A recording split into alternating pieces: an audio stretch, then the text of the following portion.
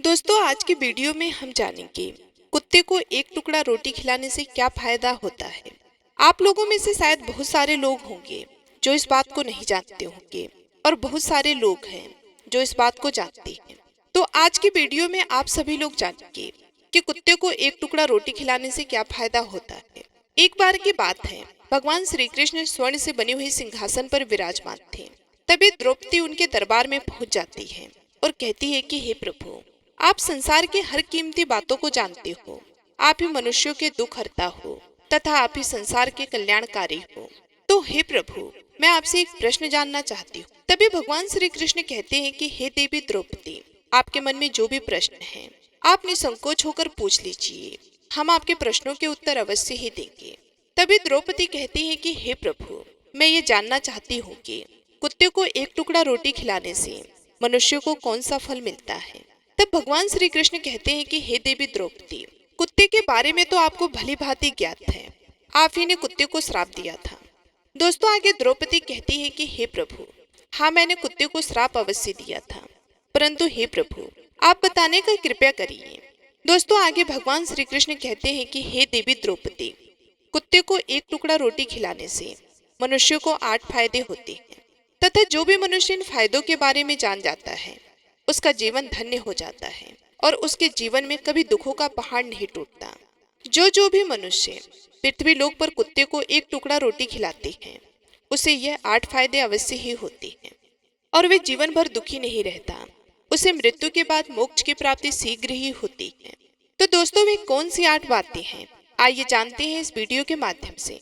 भगवान श्री कृष्ण कहते हैं कि हे देवी द्रौपदी, अक्सर मनुष्य कई मौकों पर कुत्ते का नाम लिया करते हैं, किसी को गाली देते हैं तो जुबान पर उनके कुत्ते का नाम आता है। भगवान श्री कृष्ण कहते हैं देवी, वे मनुष्य गाली आदमी को देते हैं पर नाम कुत्ते का बदनाम होता है। तो क्या कुत्ते का जीवन इतना गया गुजरा है।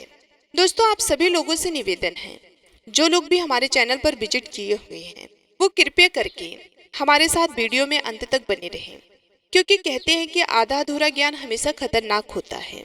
और यदि आप भगवान श्री कृष्ण के सच्चे भक्त हैं तो कन्हैया का अनादर ना करें। इस कथा को पूरा जरूर सुनें, और यदि आप इस कथा को आधा सुनते हैं तो आधा अधूरा ज्ञान हमेशा खतरनाक होता है। तो चलिए, आपका ज्यादा समय ना लेते हुए बढ़ते हैं वीडियो में। भगवान श्री कृष्ण कहते हैं कि हे देवी, एक लाल रंग का कुत्ता था। वे बहुत ही लाचार था और भूखा प्यासा था। वे गांव में सभी के घर घर जाता है, किंतु उसे कोई भी एक टुकड़ा रोटी नहीं देता है। वे भूख के मारा इधर उधर छटपटाता रहता है। तभी घूमते घूमते एक दिन वह नदी के किनारे एक ब्राह्मण के आश्रम में पहुंच जाता है। तभी ब्राह्मण से कहता है कि हे ब्राह्मण देव, हमें लगता है कि आप बहुत ही विद्वान तथा ज्ञानी ब्राह्मण हैं और हम भूख प्यास से बहुत ही व्याकुल हैं। कृपया करके आप हमें एक टुकड़ा रोटी दे देते तो हम खाकर अपनी भूख को शांत कर लेते। तभी वह ब्राह्मण कहता है कि हे स्वान, क्या तुम्हें गांव में एक टुकड़ा रोटी का कोई नहीं दिया जिसे तुम खाकर अपनी भूख मिटा सको। दोस्तों, आगे भगवान श्री कृष्ण कहते हैं कि हे देवी, वे कुत्ता ब्राह्मण से कहता है कि हे ब्राह्मण देव, मैं आपको क्या बताऊं, आप मेरी बातों पर यकीन नहीं करोगे। तभी वह ब्राह्मण कहता है कि हे स्वर्ण, तुम बताओ, तुम्हारी बातों पर हम विश्वास अवश्य करेंगे। हमें तुम बहुत ही लाचार दिखाई पड़ते हो। तभी वह कुत्ता कहता है, ठीक है ब्राह्मण देव, हम तुम्हें अपनी आप बीती बताते हैं। दोस्तों, आगे भगवान श्री कृष्ण कहते हैं कि हे देवी द्रौपदी, वे कुत्ता ब्राह्मण से कहता है कि हे ब्राह्मण देव, हे दुनिया के लोग, हम पर रहम करो। हमारा कोई घर नहीं होता, कोई आसरा नहीं होता, कमा के खाना हमें नहीं आता, हमें वस्त्र भी पहनने का ज्ञान नहीं है, इसलिए सर्दी गर्मी बरसात में हम ऐसे ही घूमते रहते हैं। हमें पढ़ना लिखना नहीं आता। दोस्तों, आगे भगवान श्री कृष्ण कहते हैं, हे देवी, वे कुत्ता कहता है, हे ब्राह्मण देव, आपकी तरह हमें अनुशासन नहीं आता, हमें आपकी तरह बोलना नहीं आता, यह हमारा दुर्भाग्य ही समझिए। पर हमें आपकी तरह भूख भी लगती है, चोट लगने पर हमें आपकी तरह पीड़ा भी होती है, हमें आपकी तरह रोना भी आता है। बस इन्हीं 3 कामों में हम आपकी बराबरी करते हैं, इसलिए हम पर दया दिखाइए, हमें और कष्ट मत दीजिए। ईश्वर ने तो हमें वैसे भी कष्ट देकर ही भेजा है, ऊपर से आप लोग हमें परेशान करते हैं। हम आपकी तरह मनुष्य तो नहीं हैं, हम पराधीन जीव हैं। जब हमारा जन्म हुआ उस समय हमारे आंख कान बंद थे, कह नहीं सकते कि उस समय आपके जन्म पर जैसे नाच गान होता है, बाजे बजते हैं, खुशी मनाई जाती है, हमारे जन्म पर भी यह सब हुआ होगा। हमारे जन्म पर किसने खुशी मनाई होगी? हम जिस बिछौना पर थे वे रुई की तरह नरम तो नहीं था, सर्दी बिल्कुल नहीं लगती थी।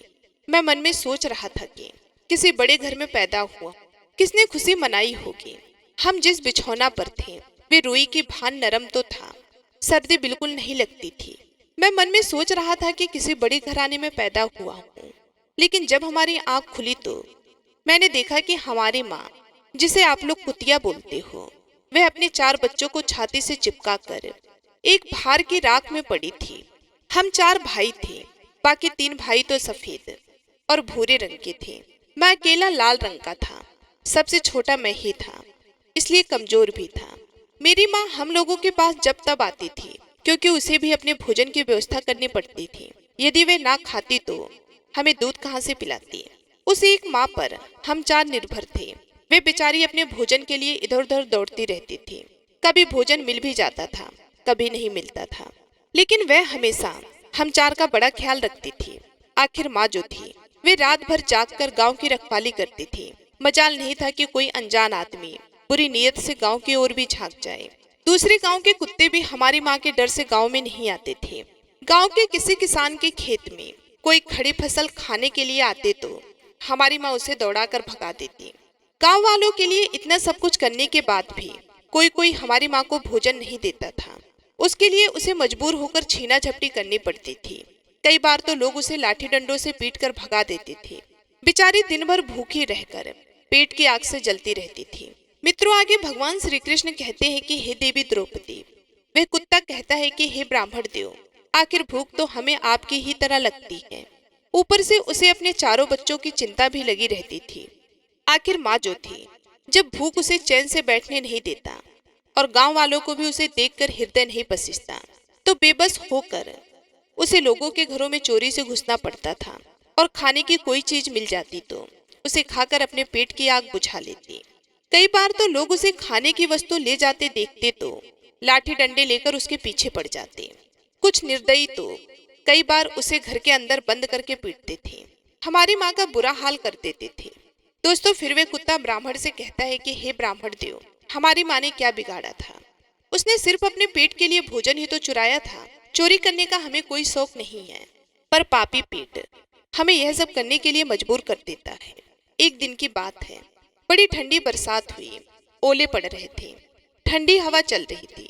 उस ठंड में ठिठुर कर हमारे 2 भाई मर गए। उस दिन हमारी माँ बहुत रोई, लेकिन मनुष्य हमारी पीड़ा क्यों समझेगा? उसके बच्चे थोड़े ही मरे थे। दोस्तों, फिर वे कुत्ता कहता है कि हे ब्राह्मण देव, अब हम सिर्फ 2 भाई रह गए थे। हमारी माँ हम दोनों की अच्छे से देखभाल करने लगी थी। एक दिन उसी गांव में एक सेठ के घर पर दावत चल रही थी और पूड़ियाँ बन रही थी। सेठ के घर काफी मेहमान आए हुए थे। हमारी माँ कुछ खाने की तलाश में बार बार उधर जाती, लेकिन लोग उसे दुत्कार कर भगा देते। किसी को उस पर इतना तरस नहीं आया कि एक पूड़ी उस बेचारी को खाने को फेंक देती। एक पूड़ी से उनका क्या बिगड़ जाता? मेरी माँ ललचा ललचा कर जाती और वहीं खड़ी खड़ी देखती रहती। सेठ के आंगन में दावत खाने का सिलसिला चालू हुआ। भोजन परोसा जाने लगा। मेरी माँ भी वहीं जाकर पूछ हिलाने लगी। खाना परोसने वाला आदमी जब किसी काम से भीतर गया तो मेरी माँ दबे पांव पूड़ी लेने को चल पड़ी। फिर धद धद की आवाज होने लगी। चारों ओर से लोग चिल्ला चिल्ला कर ऐसे भागे। मेरी माँ वह चीख सुनकर घबरा गई। 2-3 आदमी डंडे लेकर उसके पीछे बड़ी बेरहमी से दौड़ पड़े। मेरी माँ वहां से घबरा कर भागी, मगर उसे वहां से निकलने का कोई रास्ता नहीं मिला, क्योंकि सामने से लोग डंडे लेकर आ रहे थे। तभी मेरी माँ वहां पर जो लोग भोजन कर रहे थे उनको नाक कर निकल गई। मित्रों, आगे वह कुत्ता कहता है कि हे ब्राह्मण देव, मेरी माँ अपने निकलने पर इतनी हैरान नहीं थी जितनी कि उन लोगों को देखकर हुई थी जो वहां पर दावत खा रहे थे। वे सब उठकर खड़े हो गए। उन्होंने भोजन करना छोड़ दिया और कहने लगी कि कुत्ते के नाक जाने के कारण भोजन भ्रष्ट हो गया है। सब एक दूसरे से विचार कर रहे थे कि अब क्या किया जाए। खाना तो सब खराब हो गया है। बेचारा वह सेठ फूट फूट कर रोने लगा, फूट फूट कर रोने लगा। कुछ लोग तो यह भी कह रहे थे कि भाई कुतिया के नाकने से भोजन खराब कैसे हो गया? उसने खाने में या पत्तलों में मुंह थोड़ी ही डाला है, सिर्फ ऊपर से तो ही निकल के गई है। और कुछ कहने लगी कि शहरों में तो लोग कुत्ते को पालकर घर के अंदर सुलाते भी हैं और खिलाते भी हैं, तो इसमें कोई बुरी बात नहीं है। अगर कुतिया नाक गई तो भोजन खराब नहीं हुआ है। लेकिन उनमें से कुछ लोग बड़े घरों से ताल्लुक रखते थे, उन्होंने एक भी नहीं चलने दी। कह रहे थे कि भोजन तो भ्रष्ट हो गया है, यह हमारे खाने के लायक नहीं है। आखिरकार उन्हीं की बात मानी गई। अब तो वे सारा भोजन गरीबों में बांट दिया गया। उस दिन तो मेरी माँ को खूब पेट भर खाने को मिला था। ऐसा सुख उसने जीवन में कभी नहीं पाया था। लेकिन वह सुख उसके लिए बड़ी मुसीबत बन गया। वे भोजन करके वहां आराम से लेटी थी, लेकिन उतने में वह सेठ डंडा लेकर वहां आ पहुंचा और उसे बुरी तरह से पीटने लगा। उसे बाहर से भागने का भी कोई अवसर नहीं मिल पाया। डंडों की चोट से वह बुरी तरह चिल्लाने लगी। माँ का बिलाप सुनकर पत्थर भी पसीज जाता, पर उस निर्दयी को उस पर जरा भी रहम नहीं आई। वह उसे कठोरता पूर्वक पीटता रहा। माँ के उस चिल्लाने का शोर पूरे गांव में सुनाई दे रहा था। तब कुछ लोग आए और उसे समझाकर बोले, भाई जाने दो, भूख में तो आदमी की भी बुद्धि भ्रष्ट हो जाती है। वह तो एक पशु है, उसे अच्छे बुरे का क्या ज्ञान। अब उसे मारकर आपको क्या मिलेगा, जो होना था सो हो गया। लोगों के समझाने के बाद उसने हमारी माँ को पीटना बंद किया। माँ ने आकर सारी कहानी हम दोनों भाइयों को सुनाई। हमने सोचा कि कितना कष्ट भरा है हम कुत्तों का जीवन। आदमी एक रोटी के टुकड़े के बदले एक चोर को जितना पीटता है, धिक्कार है ऐसे लोगों पर जो हम लोगों की पीड़ा को नहीं समझते। दोस्तों, आगे भगवान श्री कृष्ण कहते हैं कि हे देवी। वे कुत्ता कहता है कि हे ब्राह्मण देव, एक दिन की बात है, एक बाहर का मुसाफिर आकर ठहरा हुआ था। उसने अपने भोजन के लिए एक जगह चूल्हा बनाया था और उस पर दाल बनाने के लिए रख दी। उसके बाद आटा गूंद कर रख दिया। वे वहीं पास में कुएं पर पानी लेने के लिए चला गया। इधर कहीं से मेरी माँ भी घूमती हुई वहां पहुंच गई।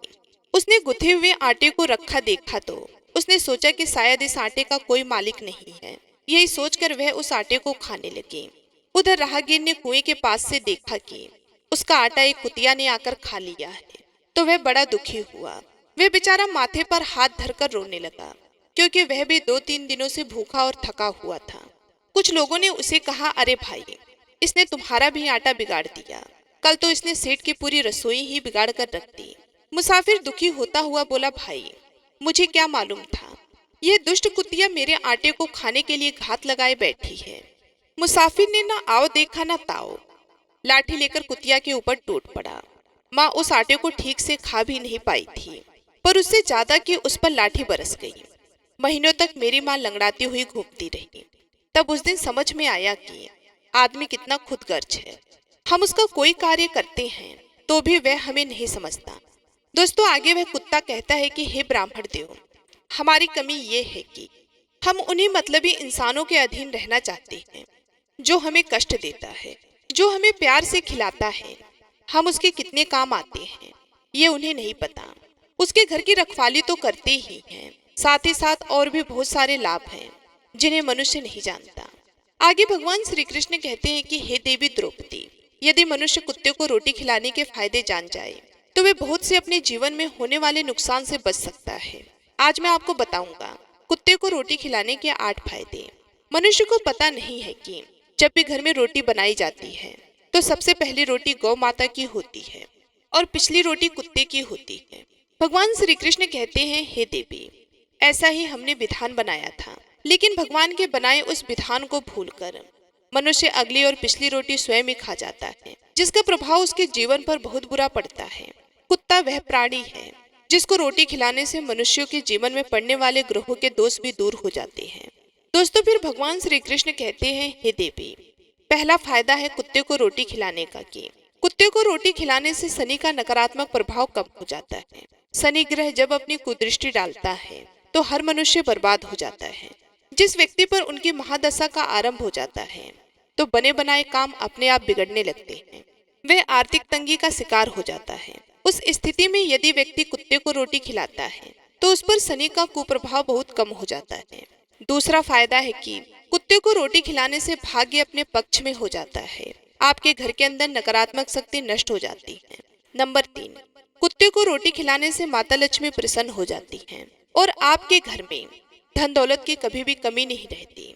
नंबर 4, कुत्ते को रोटी खिलाने से आपके ऊपर कर्ज भी नहीं चढ़ता।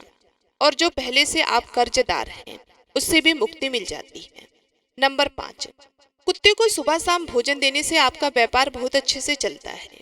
नंबर 6, कुत्ते को रोटी देने से आपकी आयु में वृद्धि होती है और अटका हुआ धन वापस मिल जाता है।